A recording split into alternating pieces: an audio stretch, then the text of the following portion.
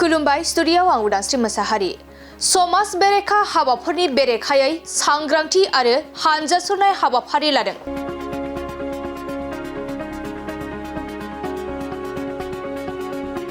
क'क्राझार जिल्ला बर' बिमा गौथुमा समाज बेरेखा हाबाफोरनि बेरेखायै सांग्रांथि आरो हानजा सुरनाय हाबाफारि लादों।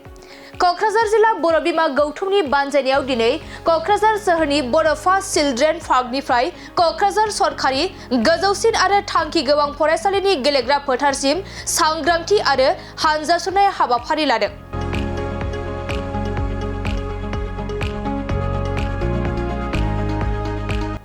बे हानजा सुरनाय हाबाफारियाव दुलाराय बर' फरायसा आफादनि लोगो आफादगिरि खोरोमदाव औवारिया बाहागो लानानै फ्लेग अफ खालामनानै होयो।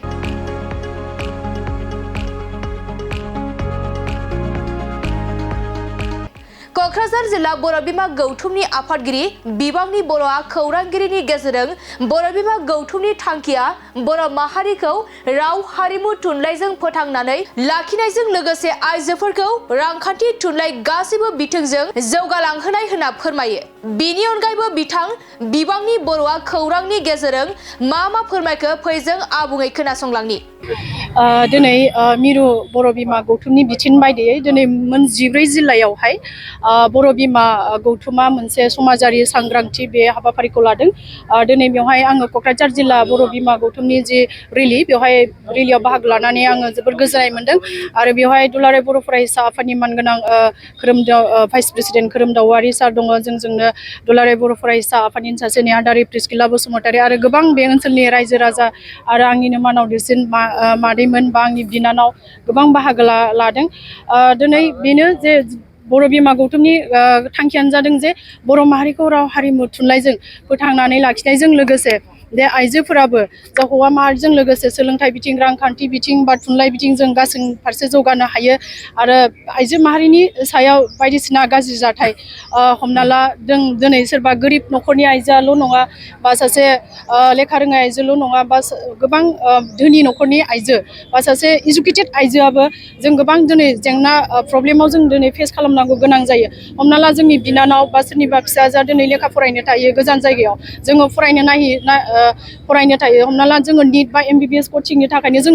जोङो जिल्लानि बाहेरायाव थांनांगौ जायो बा दिल्ली बेंगालर बा बहाबा दा आमेरिकाफोराव मोजां मोनसे हायार इडुकेसन लानो थांनायावबो जुदि जोंनि आइजोफोरा जुदि रेप खालामजानाय बुथारजानाय जुदि जाथाया जायोब्ला होमबा जों आइजो माहारिया जोंहा थांना थानो थाखाय बे संसाराव मोन्थाय गैया नामा? जोंनियाव मोनसे कुइसन फैयो। जोङो साख्रि मावहैयो, जोंनि गोबां बिनानाव बा जोंनि लोगोफ्राबो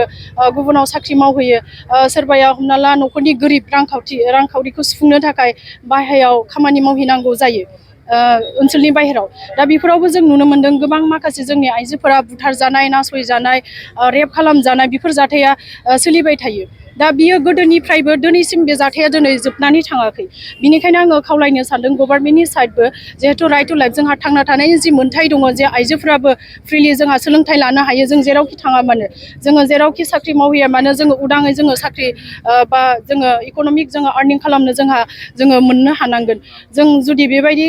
गुबुनजों अयथासार खालामजानाय, रेप खालामजानाय, बुथारजानाय बेबायदि जुदि जाथाया जाबाय थायोब्ला दिनै जोंनि बिमा बिफानियाव मोनसे समखिनाय फैदों जे गावनि फिसाखौ जोङो गुबुनाव हरनो हागोन ना हाया। बा आंनि गोसोआवबा आं फैयो आं हायार इडुकेसन लानानै आमेरिका दिल्लीफोर बायदियाव आङो फरायनो मालाबा जेनेबा हमना ला गोसो जायो। होमबा जुदि बेबायदि जुदि आइजोफोरनियाव माने मोनसे आनसेफ फिलिंसआ फैनानै जोंनि सोलोंथाइ लानो गोसो जानायखौ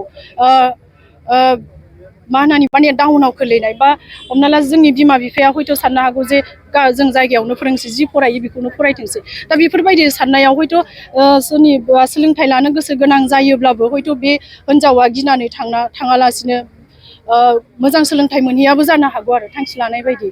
बिनिखायनो आङो खावलायदों जे गभर्नमेन्टखौबो जे आइजो माहारिया जेरावखि थांनानै फरायहैया मानो, दिनै जेरावखि थांनानै साख्रि मावहैया मानो, जेरावखि थांनानै बिजनेस खालामहैया मानो बा जेरावखि थांनानै रां खामायहैया मानो, फ्रिलि उदाङै आइजो माहारिया खामानि मावनो बा सोलोंथाइ मोननो थाखाय जोंहा मोनथायखौ जोङो मोननांगौ आरो गभर्नमेन्टनि साइडनिफ्रायबो जुदि सोरबा गाज्रि दुथां मानसिया आइजो माहारिनि सायाव बेबायदि गाज्रि नोजोर खालामबाय थादोंब्ला बा खालामदोंब्ला बेखौ स्ट्रिक्टलि बेखौ माने एक्सन लानांगौ जों एक्सन लाबासो जोङो फोसाबनो हागोन आरो लोगोसे आङो बेखौबो आं खावलायबावनो नागिरदों जे जोंनि ओनसोलफोराव ड्राग्स जौ जुवा बा उन्दै बैसोआव हाबा जानाय हिउमेन ट्राफिकिं बेफोरो बिराद जाबाय थायो बिनिखायनो आङो बेखौबो खावलायदों जे जोंनि आइजो माहारियाबो सांग्रां जानांगोन हिउमेन ट्राफिकिंआव वुमेन ट्राफिकिं होननानै बुंदों जायखौ जाहाथे जों थगायनानै गोजान जायगायाव फानहैजाया बुथारजाया बिदि जाहाथे जाया जों गावनि जायगायावनो थानानै जोङो माबा मोनसे बिजनेस स्टार्ट खालामनानै जों गावनि थांना थानायनि राहाखौ लानो हायो नामा जों मालाबा जों बेखौबो नायनांगोन आरो जायफोर हमना ला आं दिनै खावलायनो सानदों जे जोंनि ओनसोलफ्राव दिनै जौ दखानफ्रा बिराद बांबाय दा बेखौ जेसेबां खमायनो हायो जोङो बेखौ नाजानांगोन आरो गभर्नमेन्टनि पारमिसन मोननानैसो वाइन शपखौ खालामो जिहेतु जायनिखायनो जेसेबांखिनि वाइन शप दिनै बारानिफ्राय बारा जालांबाय दिनै लाइमोन सेंग्रा सिख्लाफ्राबो बेखौनो लोंनानै बबेबा लजिङावनो बबेबा हाग्राबारिनि आन्दोआवनो बबेबा कालभारावनो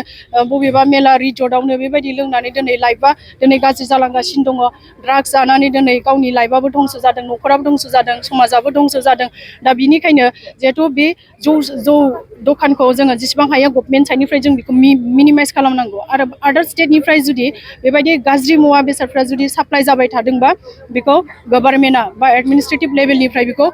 बन्द' खालामनो हाखायो आरो बेखौ खालामनांगौ दिनै आरो जोंनि रायजो राजा जोंनि गामि ओनसोलफोराव जोंहा महिला आफाद थायो बा लाइमोन आफाद थायो रायजो आफाद थायो धोरोमारि आफाद थायो बे गौथुमफोरमोनाबो नोजोर होनांगौ जे बबेबा गामियाव मा जेंना सोलिदों बे जेंनाफोरखौ जोङो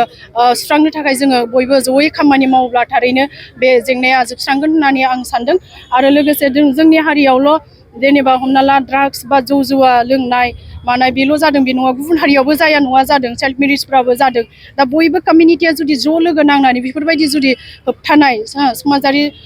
रायजो राजाफोरखौ सांग्रां खालामनायजों लोगोसे होबथानाय समाजारि बेबायदि रेलि लानानै बा हाबाफारि लानानै जुदि जयै खौसेयै खामानि मावोब्ला बेफोर गाज्रि जेंना थासारिफ्रा जोबस्रांगोन होननानै आङो सानो